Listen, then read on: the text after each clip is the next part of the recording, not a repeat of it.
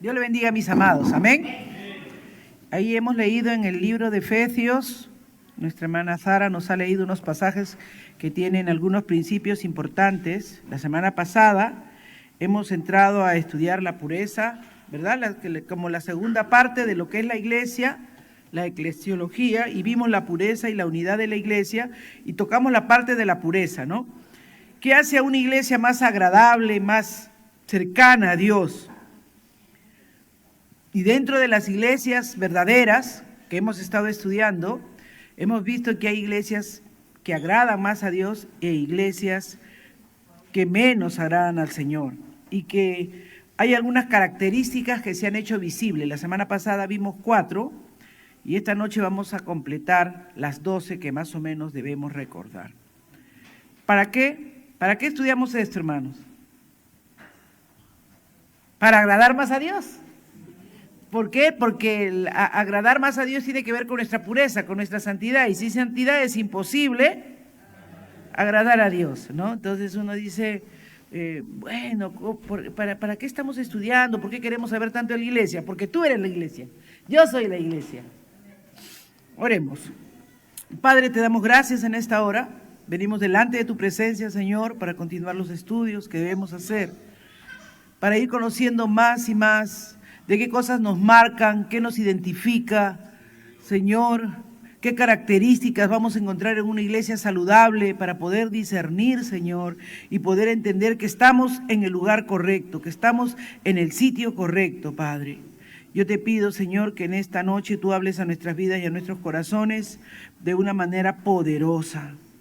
Oh, mi Dios, que seamos como esa iglesia, amén, de Filipenses, que el Señor le decía que cada día iban a ir creciendo más y más a la semejanza de Cristo, que el que había iniciado la buena obra la iba a perfeccionar, Señor.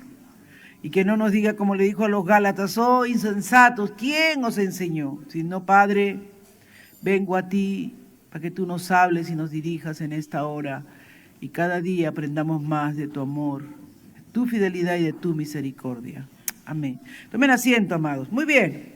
Entonces, la semana pasada vimos señales de una iglesia más pura, donde hay más pureza.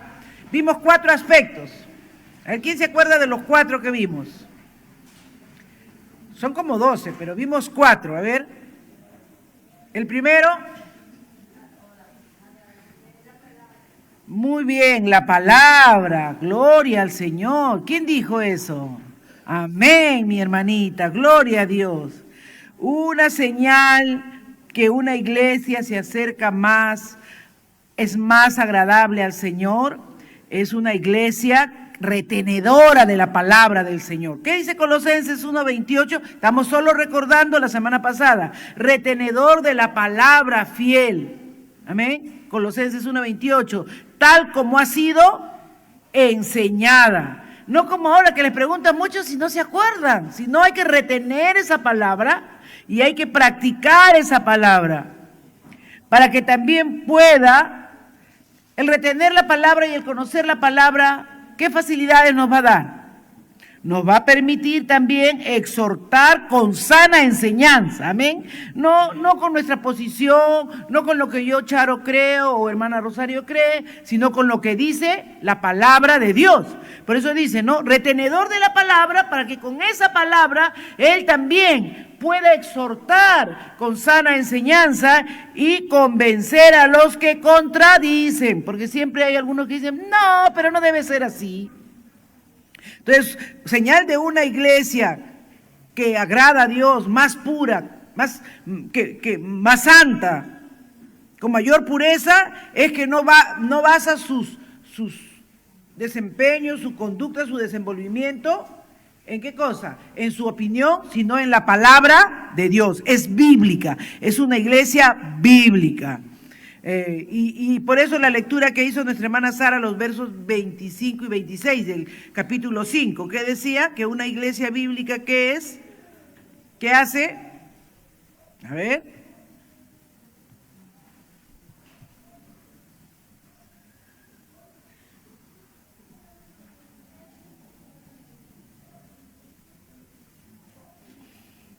Que Dios, Cristo Jesús vino para santificarla, para purificarla, para limpiarla por el agua de la palabra. ¿Cuál es el propósito de que estudiemos, que practiquemos, que apliquemos la palabra en nuestra vida? A fin de presentársela a sí mismo una iglesia. ¿Qué cosa quiere el Señor ver en nosotros? Una iglesia gloriosa.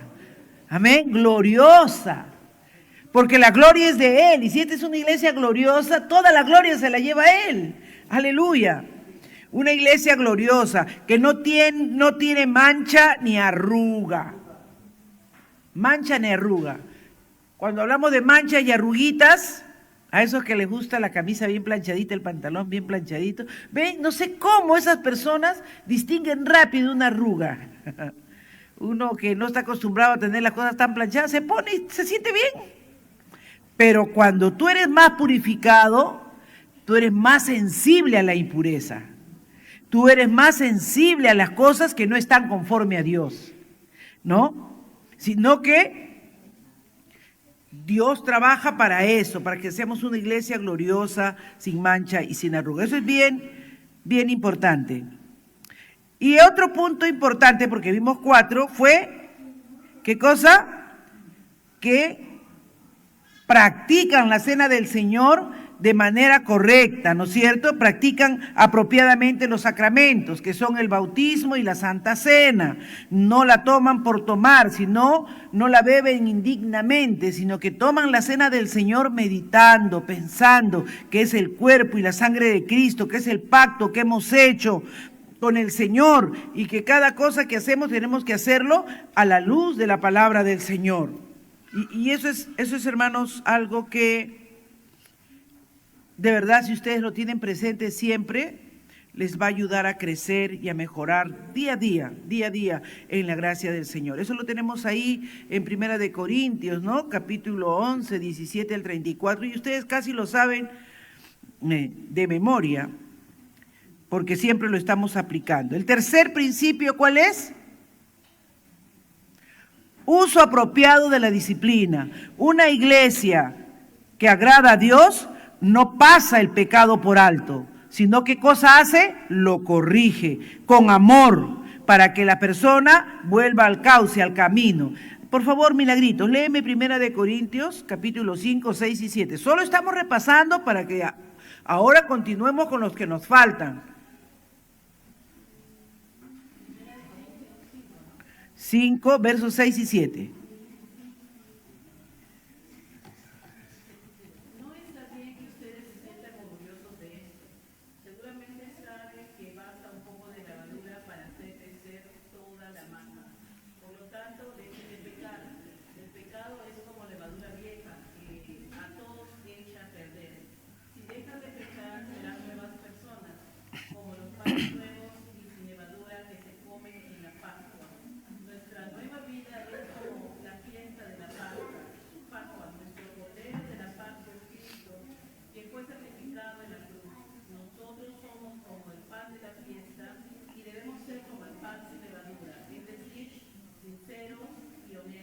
Amén. Entonces, tenemos nosotros que corregir cualquier levadura en nuestra vida, cualquier cosa que quiera trastornar, trastocar nuestra vida.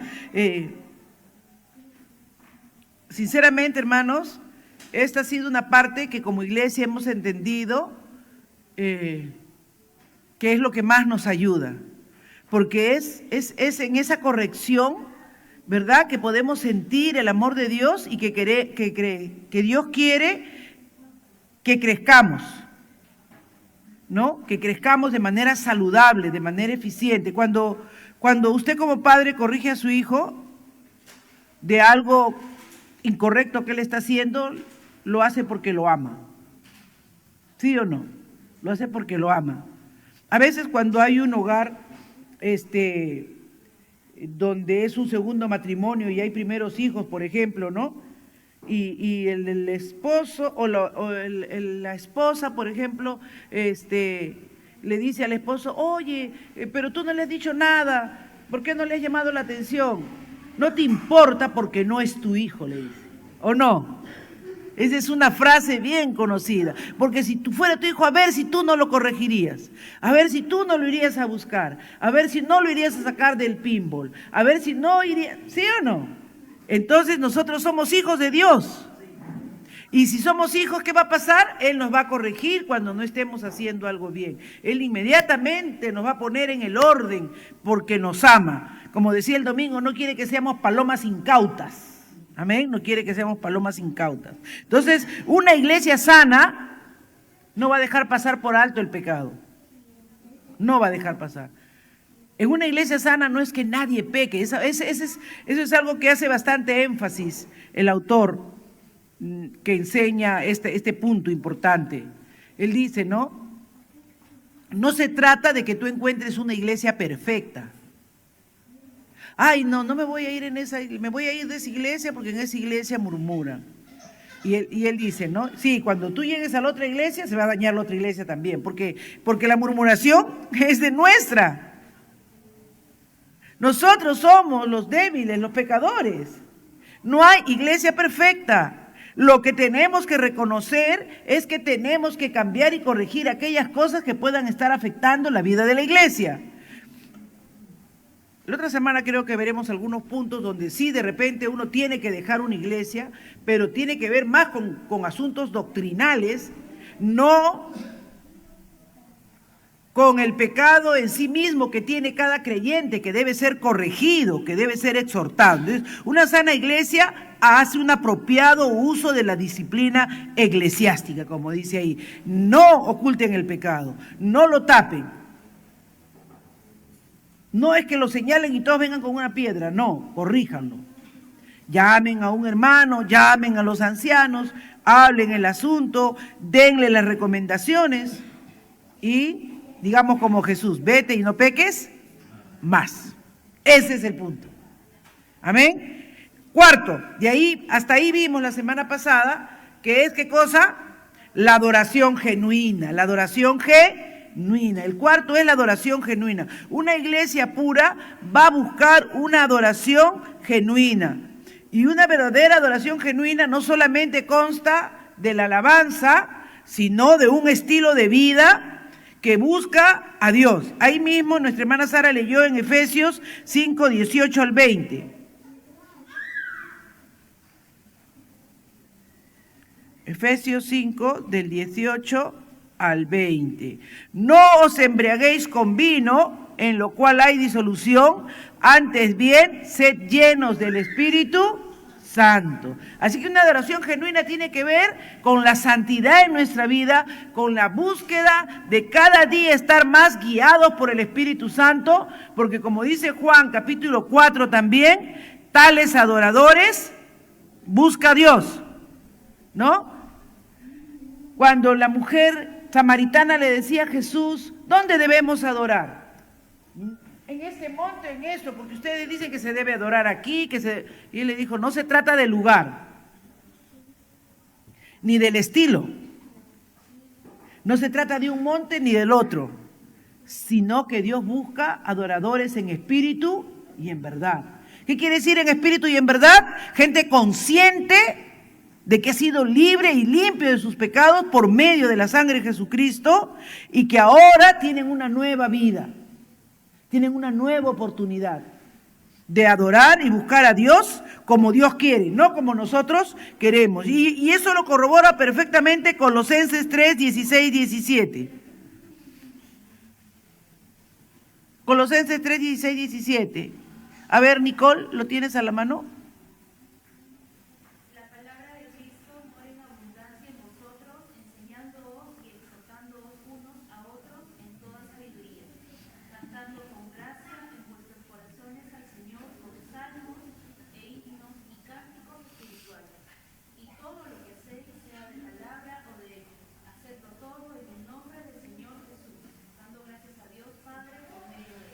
Amén. Y hermanos, qué importante es esto. De verdad, de corazón le digo, a veces tú no sabes ya cómo orar. Ustedes saben ya, quiero dar gracias al Señor, que ya Emilia está en casa, ya le dieron de alta, gracias al Señor. Está un poco todavía fastidiadita, recuperándose, ¿verdad? Pero mi hija, como toda madre, ¿no? Se angustiaba y me llamaba, y entonces yo le digo, Emily, lo único que te puedo decir es, repite en voz alta el Salmo 121, repite en voz alta el Salmo 46. ¿De dónde vendrá tu socorro? Tu socorro viene del Señor, que hizo los cielos y la tierra en tiempo de angustia y desesperación. ¿De quién vendrá mi socorro? Porque ya a veces tú no tienes palabras. Pero si la palabra de Dios está morando en ti, Dios es nuestro amparo, nuestra fortaleza, nuestro pronto auxilio en la tribulación. Y cuando te vengan las luchas, le decía Emily, clama, dile, Señor, yo espero en ti, yo descanso en ti. Porque, hermanos, es bien triste, ¿no? Si se enferma un adulto, pero cuando se enferma un pequeño es mucho más complicado, ¿no? Yo la fui a ver ayer y cuando vi las tremendas vías que le habían puesto, le dije, ¿pero por qué no han usado? No, me dijo, mamá, eso es para lo otro. Y acá, como está ella por lo del virus, esa cosa que dicen que puede ser que tenga, le han buscado vena para ponerle, ay, eso es tan molestosa esa aguja, pero bueno, ya está en casa. Pero en la noche yo le decía, Señor, ¿a quién tengo yo? ¿A quién tengo yo, Señor, en los cielos si no es a ti? Y en nada deseo en esta tierra. Por favor, Padre, déjame descansar, déjame dormir en ti. Hermano, la oración eficaz del justo puede mucho. Por eso usted no sienta, cuando usted pone ahí orando por el prójimo, cuando hace un pedido de oración, no, hermanos, descansen en esa oración, descansen que hay un pueblo que está clamando, que está orando. La oración, nosotros no somos justos por nosotros mismos, porque estoy diciendo que somos pecadores y que Dios tiene a veces que disciplinarnos, que corregirnos, pero la sangre de Cristo nos hace su pueblo, nos hace sus hijos, nos justifica delante de Dios, y esa es la oración que Dios escucha, amén. No nos olvidemos nunca de eso, hermanos, que la palabra tiene que ser abundante en nosotros. O sea, cuando uno le manda a ustedes a leer o un pasaje o un salmo, no se aburre, hermano, no se aburra. No le estoy diciendo que se aburra, sino que no se aburra. Que esa palabra, hermanos, llene su vida, que esa palabra traspase su corazón, ¿no? Como decía el salmista en el Salmo 105, estate atento, Señor, a la voz de mi clamor. Oh, Rey mío, Dios mío, porque a ti oraré. En el Salmo 105 dicen que es la oración de alguien que estaba angustiado, que estaba suplicante, que le pedía a Dios que considerara su oración. Oh, Jehová, de mañana oirás mi voz. De mañana me presentaré delante de ti y esperaré. Sí, es que, hermanos, la oración eficaz es una iglesia que agrada a Dios, es una iglesia que ora, amén. Es una iglesia que ora. Por eso yo siempre me gozo cuando los martes, que es culto de oración, o cuando a las 6 de la mañana, aun cuando somos pocos, a veces llegamos a 12, 14, el día que llegamos a 18 nos felicitamos nosotros, ¿no? Porque sabemos que la oración de la iglesia, una iglesia que se levante en oración, va a ser una iglesia en victoria. Punto 5. Amén. Punto 5, la oración eficaz del justo puede mucho, orando en todo tiempo. Recuerden, Elías, ¿cómo era Elías? Hombre como nosotros, hermanos. No era mejor que tú ni mejor que yo, era hombre sujeto a pasiones iguales que las nuestras, dice la Escritura, pero oró porque no lloviera y no llovió. Y eso lo testifica Santiago. Ahí lo pueden ver en Santiago 5:16, que Elías oró y no llovió. Así que nosotros podemos orar, hermanos. Por eso oramos a veces por la nación. Porque a veces uno dice, ¿pero por qué ora uno por la nación? ¿Qué va a pasar? Porque Dios tiene poder. Un hombre oró para que en toda la nación de Israel no lloviera y no llovió. Y a veces nosotros podemos decir, ¿no? Pero ese era Elías, pero acá nos dice que era igual que nosotros. Amén.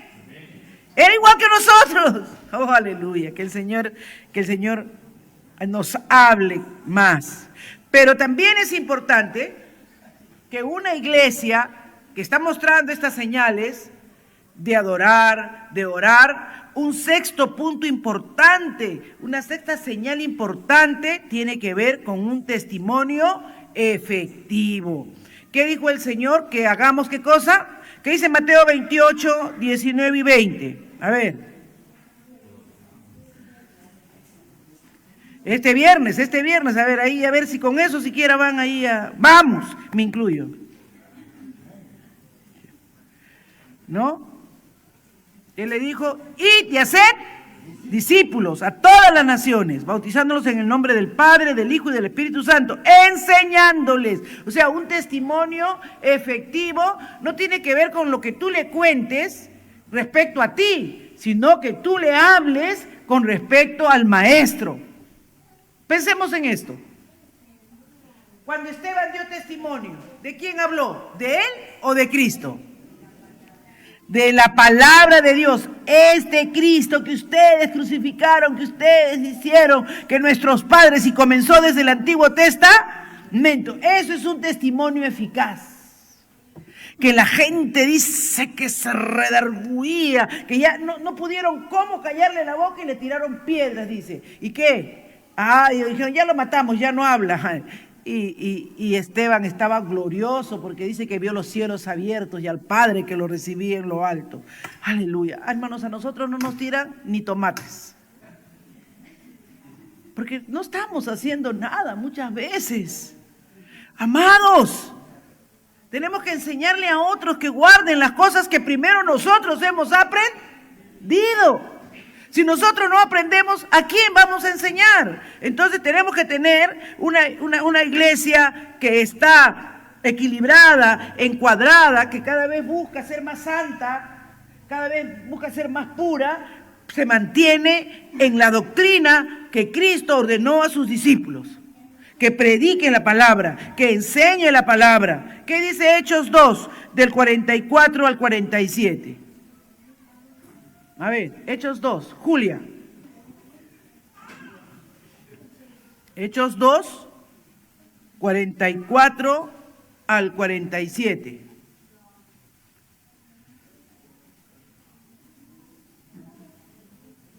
Todos los que habían creído estaban juntos y tenían en común todas las cosas y vendían sus propiedades y sus bienes y lo repartían a todos según las necesidades de cada uno, y perseverando unánime cada uno en el templo, y partieron el pan en las casas, comían juntos con alegría y sencillez de corazón, alabando a Dios y teniendo favor con todo el pueblo, y el Señor añadía cada día a la iglesia lo que habían de ser salvos. Hermano, ¿cómo va a añadir el Señor acá en la iglesia? Esta es una gran verdad. Cuando ven esa realidad de Dios en nuestra vida. Dice aquí la palabra del Señor, perseveraban unánimes, oraban, compartían, comían juntos, había alegría, había sencillez de corazón, estaban alabando y tenían el favor del pueblo, y el Señor añadía cada día a la iglesia los que habían de ser salvos. ¿Cuántos al mirar nuestras vidas anhelan ser como nosotros? ¿Cuántos al mirar tu vida quieren ser como tú? Quieren tener lo que tienes. Quieren disfrutar lo que disfrutas. Para mí una señal, y el Espíritu Santo me está haciendo recordar ahora esto, de lo maravilloso que era ser creyente y conocer a Dios, era cuando estaba hospitalizada. Porque yo veía a mis compañeros que estaban en las condiciones como yo, algunos críticos, de repente algunos un poco peor, pero hermanos, con una amargura, con un reclamo. Y Dios a mí lo que me impulsaba era levantarme y a ir a visitar a otros enfermos, o a ir a orar por ellos. Yo seguía en el hospital, oraban, se sanaban, ellos les daban de alta y yo todavía me estaba quedando. Había que orar por algunos otros. Hasta los médicos me dijeron, qué buen ánimo tiene usted, señora. A veces yo entendía, decía, Señor, como yo nunca vengo a predicar al hospital, me tienes que traer para evangelizar. Que no les pase eso. Porque a veces como nunca vamos al hospital, entonces cuando estamos enfermos, ¿qué nos queda? De alguna manera, pero en la actitud, ¿no? Quieren eso, la gente quiere eso. quiere esa paz, esa tranquilidad, quiere esa esperanza. Cuando ven en ti eso, hermanos, ellos anhelan eso que tú tienes para no desesperarse. Yo les he contado en alguna oportunidad que cuando estuve ahí en Neoplásicas, ya esa fue mi segunda operación. Yo estaba en Neoplástica, hay 3 camas aquí, una acá, otra acá, otra acá. Yo estaba en el medio y la que estaba aquí tenía una cosa que le meten un tubito por acá porque tenía ese cáncer en estas cuerdas de acá, ¿no? Y entonces el problema era que cuando le daban alimentos se salía por ahí y sufría feo, ¿no? Y yo, de verdad, hermanos, que yo estaba ahí, que me habían esterectomizado y todas las cosas que me habían hecho, pero yo me olvidaba de mi dolor y me daba más pena a ella y le decía, Señor, por favor, no es por asco, Señor, por favor, ten misericordia, que esta mujer pueda estar tranquila. Pero los días antes de que lo operen, antes de que esté con la cosita esa ahí, ella tenía sus estampitas, se había estampado de estampitas su pared. Y yo le había querido hablar del Señor y ella me había dicho que era católica. Pero, hermanos, cuando después ya estábamos las dos operadas, pues no, ella recuperándose, yo recuperándome, yo le miraba a ella y yo un día no pude más y me levanté y le dije, ¿sabes qué? Yo quiero orar por ti porque yo veo que tú sufres demasiado tratando de que ese tubo que te han puesto funcione y todo lo que tomas se te sale por el tubo y no, olvídate. Ya me dijo, ahora sí, ¿por qué tú te has sanado tan rápido? No es que me hayas sanado tan rápido, sino que tienes que tener fe. Y le comencé a compartir del Evangelio. Yo tengo tranquilidad, le digo, porque si me muero me voy con Cristo. Y si me quedo aquí, ya pues Dios tendrá más tarea para mí. Pero hay un Dios, hay un reino de los cielos, hay un fuego, hay un infierno. No te creas que esto que estás sufriendo es suficiente, hay un infierno peor. Le comencé a explicar, hermanos, del plan de salvación. Esa mujer tenía los ojos así desesperados, desorbitados. Y recibió a Cristo, hermano. Y créanme, el Señor está aquí, estoy en su altar. Para la tarde, todas las cosas que le habían hecho comenzaron a funcionar bien.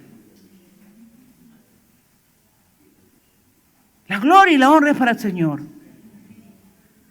Nosotros tenemos que tener un testimonio eficaz. Pero imagínense, si ella se habría estado quejando ahí, yo quejándome ahí con toda mi operación y todo, y pensando solo en mí, porque así es el hombre que no tiene a Cristo, amén. Porque yo no podría tener ningún amor, ningún sentimiento por esa persona. Pero ¿quién nos carga? ¿Quién nos carga para testificarle a otros? Cristo. Dice la palabra, perseveraban en esto, en la sencillez de corazón, tenían favor con todo el pueblo. Y ahí se van añadiendo, ahí es donde la iglesia verdaderamente crece, hermanos. Ahí es donde la iglesia prospera, avanza. Nosotros podemos tener sentimientos encontrados con alguna mala conducta o alguna mala actitud que se tiene que corregir, pero eso no significa que nuestro amor no esté ahí, que nuestro perdón no esté al alcance, que nuestra ayuda, nuestra misericordia no sea constante. ¿Has creído? Si has creído, tienes que tener un testimonio que demuestre que Jesucristo es tu Señor y que Dios puede hacer mayores cosas en su nombre. Amén. En que tienes amor por otras personas, en que tienes sentimiento por otras personas, amor los unos por los otros. Que es triste a veces, hermanos, que no se ve ni amor a veces entre familias. A veces es triste eso. Pero cuánto más nosotros que hemos sido comprados y limpiados por la sangre de Jesucristo. Nosotros tenemos que tener un mayor afecto, una mayor empatía los unos a los otros. 1 Juan 4:7 dice sobre esto del testimonio los unos por los otros.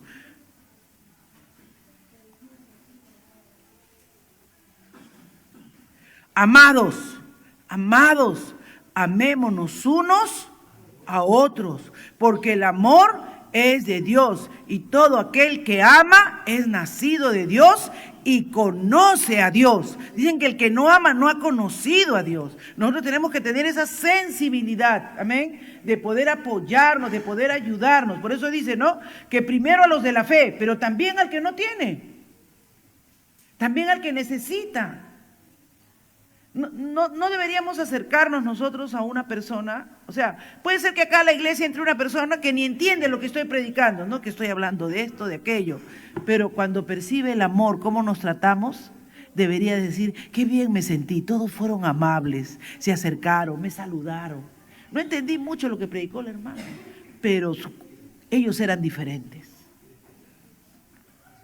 En ellos se sentía el amor, en ellos había amor. Amémonos, amén, porque en esto manifestamos que somos hijos de Dios. Cristo Jesús amó a todos sus enemigos, amó a los que lo llevaron a la cruz, amó a los que le latigaron, amó a los que los escupieron, amó a los que les escarnecieron, amó a los que testificaron en contra de él en la cruz, y cuando uno de ellos se arrepintió, él les perdonó. Dios no nos está pidiendo ni siquiera ese tipo de amor. Solo está pidiendo que si conocemos a Dios, nuestros sentimientos tienen que ser otros, tienen que ser como los de Cristo. Muy bien, seguimos. Ya van 6, vamos por el 7. Y este es muy parecido al otro, así es que no lo voy a explicar mucho, pero la comunión efectiva, ¿no? La comunión efectiva en la iglesia es la participación en la vida activa de la iglesia, hermanos, ¿no? Cuando tenemos alguna cosa que hacer, alguna tarea que se nos da como iglesia, debe haber una participación activa, debe haber una unión espiritual en la tarea, debe haber compartir las necesidades. Ahora dentro de poco vamos a tener una actividad, por ejemplo, que va a ser para misiones. Y siempre decimos, misiones somos todos. Y nos han pedido que hagamos una actividad como iglesia para mandarlo como fondo a las misiones. Al año se deben hacer 2 actividades. Ustedes saben que, por ejemplo, nosotros estamos hablando de Chincha, pero en Chincha se paga el local algo de 600 o 700 soles. Hay que pagar el agua y hay que pagar la luz porque todavía ahí no hay miembros, solo hay una escuela bíblica de niños. Y los hermanos que van, hay que darles el pasaje. Y muchas veces ellos dan más, no solamente dan su tiempo ni la disponibilidad de su tiempo, sino a veces hay que hacerle un nochecito a los niños o compartirles un dulcecito y sale de sus bolsillos. Y las hermanas de misiones acá también hacen lo mismo, pero gracias a Dios que acá en la iglesia todavía hay algo de recursos, ¿no? Hay algo de recursos. Me contaba mi esposo que el día domingo que fueron allá el hermano estaba pero contento, ya no sabía cómo atenderlos, dice. Porque al ver que Israel cantaba y que su hijo tocaba la guitarra, él se sentía tan gozoso después de estar ellos solo un pequeño grupo. Pero ahí estamos demostrando una unión espiritual. Estamos diciéndole, hermano, nos importa, estaremos lejos, pero cada vez que podemos vamos a estar aquí para apoyarte, vamos a estar aquí para ayudarte. Tenemos que tener una comunión efectiva en la vida de la iglesia, ¿no? Hermanos, vamos a hacer un menú para reunir y va a ser una actividad para reunir fondos para mandar para misiones. Todos a colaborar, todos, hermana. Ay, no, yo con 10 soles que cueste el menú, yo cocino para todos los hijos de mi casa, pero no estás haciendo, no es porque no puedas cocinar tú con menos, es porque estamos haciendo algo para ayudar a otros. Y lo que damos con sacrificio tiene más valor ¿o no? ¿Qué le dijo el Señor de lo de la viuda? ¿Quién dio más? ¿El que hacía sonar las monedas de plata que caían como que un banquero estaba dando? ¿O esa pobre viuda que dio lo que tenía la última dracma que era para su sustento? Era para su sustento y lo dio para el Señor. ¿Y el Señor qué dijo? Esta ha dado mucho más que uno que ha comprado 100 polladas. Así es que, hermanos, el Señor lo que mira es la intención de nuestro corazón. Comunión efectiva, una unión espiritual. Compartamos las necesidades los unos de los otros como si fueran nuestros. Esas cosas tenemos que ver en una iglesia que busca agradar a Dios, un gobierno apropiado de iglesia. Y esto es importante, porque hay iglesias donde tienen ahí un dueño Y acá dice claramente que la iglesia debe tener un gobierno apropiado. ¿Qué significa un gobierno apropiado? Hay un pastor, pero hay una junta local.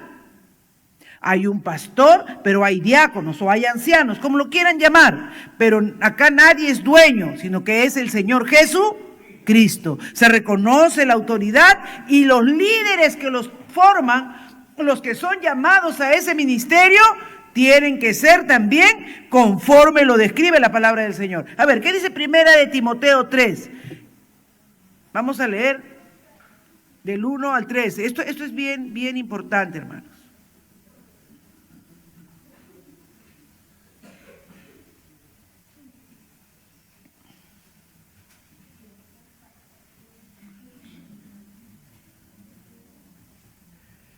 Palabra fiel y segura. ¿Anhela alguien obispado o pastorado? Buena obra desea, pero es necesario que sea, ¿qué cosa?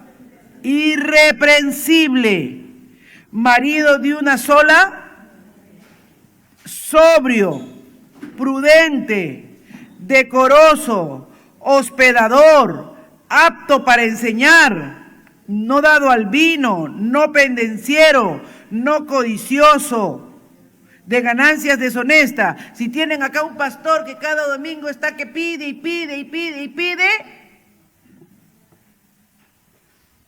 eso no dice la Biblia. Acá dice no codicioso de ganancias deshonestas, sino amable, apacible, no avaro, que gobierne bien que tenga sus hijos ¿en qué?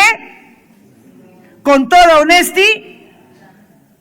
Sí, hermanos, ahí en la Biblia hemos visto muchos casos en que a los líderes se les ha llamado. ¿Se acuerdan que Samuel, un profeta excelente, hermano? Desde niño él no dejó caer ni una palabra, él le sirvió al Señor, él iba a varios lugares. Pero cuando ya dijo, bueno, entonces que los hijos de Samuel los puso él como jueces, le decía, no, tus hijitos no, porque son codiciosos, no son como tú. La paternidad es algo bien responsable. Por eso dice acá que tenga hijos. Uno dice, ¿no? Ay, en el Antiguo Testamento se ven todos los casos de Elí, del profeta, cómo era su hijo. Se ve el caso de Samuel, de David, sus hijos se le rebelaron, querían quitarle el trono. Pero ya en el Nuevo Testamento no. ¿Por qué no? Porque ya está acá, pues. Acá dice claramente los requisitos, ¿no? Dice requisitos para esta posición. Entonces ya cuando se elegían, ya cuidaban que no tuviera esas características, ¿no? Y que gobierne bien su casa, que tenga a sus hijos en sujeción, con toda honestidad. Pues el que no sabe gobernar su propia casa, ¿cómo cuidará de la iglesia de Dios? ¿Qué es neófito? ¿Qué significa neófito? ¿Ah? Sí, sin conocimiento, alguien nuevo, ¿no es cierto? Alguien novito. Alguien que no conoce, que no sabe. Entonces dice, no, neófito, no sea que envaneciéndose caiga en la condenación del diablo. Uy, ahora yo soy pastor, acá me obedecen todo el mundo. No, hermanos, es una cosa muy seria. Tiene que ser una iglesia sana. ¿Qué cosa? Se preocupa porque haya un gobierno apropiado de la iglesia, que se escuchen a los consejeros, que estén los ancianos, que todo esté bien constituido.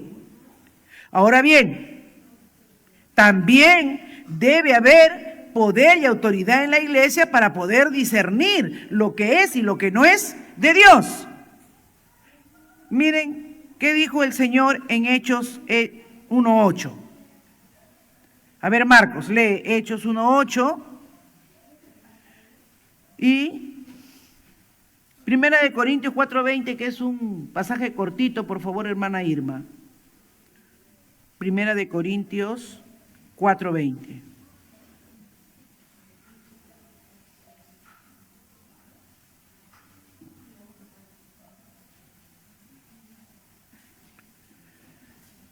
Tiene que haber poder espiritual en el ministerio. Vamos a ver, Hechos 1:8, Marcos.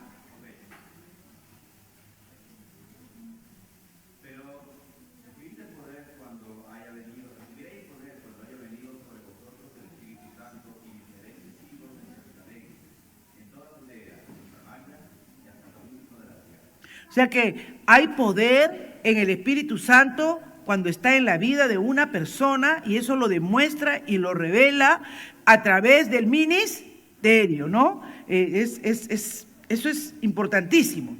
Por favor, hermana Irma. 4:20. 1 Corintios 4:20.